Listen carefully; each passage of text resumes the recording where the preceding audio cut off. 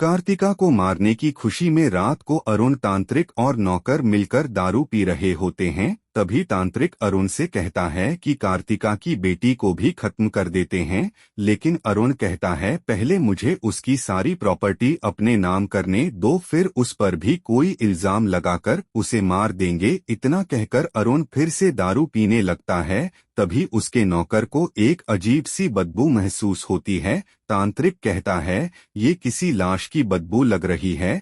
तभी अचानक उनके सामने कार्तिका की आत्मा आ जाती है, जिसे देखकर वे लोग डर जाते हैं। अब कार्तिका उन सभी को मारकर अपना बदला पूरा कर लेती है। जिसके बाद हम देखते हैं कि एक दूसरी लड़की जिसका नाम भी कार्तिका है, वह पहली कार्तिका द्वारा लिखी गई भविष्यवाणी को पढ़कर डर जाती है। हालांकि उसे यह सब सिर्फ एक मनगढ़ंत कहानी लग रही थी। वह उठकर वहां से जा ही रही होती है कि तभी उसके सामने अरुण की आत्मा आ जाती है। डर के मारे वह वहां से भागने लगती है, लेकिन तभी अचानक एक हाथ उसके पैर को पकड़ लेता है, जिससे वह नीचे गिर जाती है। लेकिन जब वह पीछे मुड़कर देखती है तो वहां कोई नहीं होता। डरी हुई कार्तिका जल्दी से अपने दोस्त प्रिया को कॉल करती है और सारी बातें बताती है। प्रिया उसे अपने घर आने के लिए कहती है। जब कार्तिका प्रिया के घर पहुंचती है तो प्रिया उसे बताती है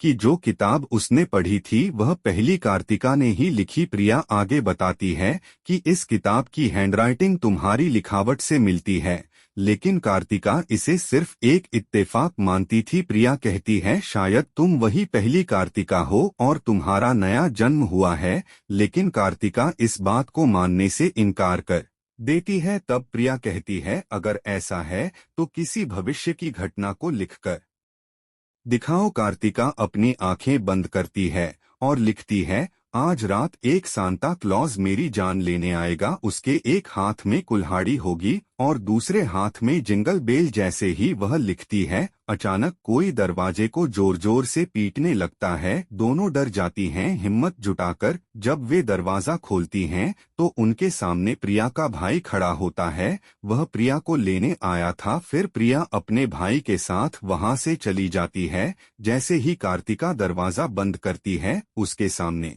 वही सांता क्लॉज खड़ा होता है जैसा उसने लिखा था।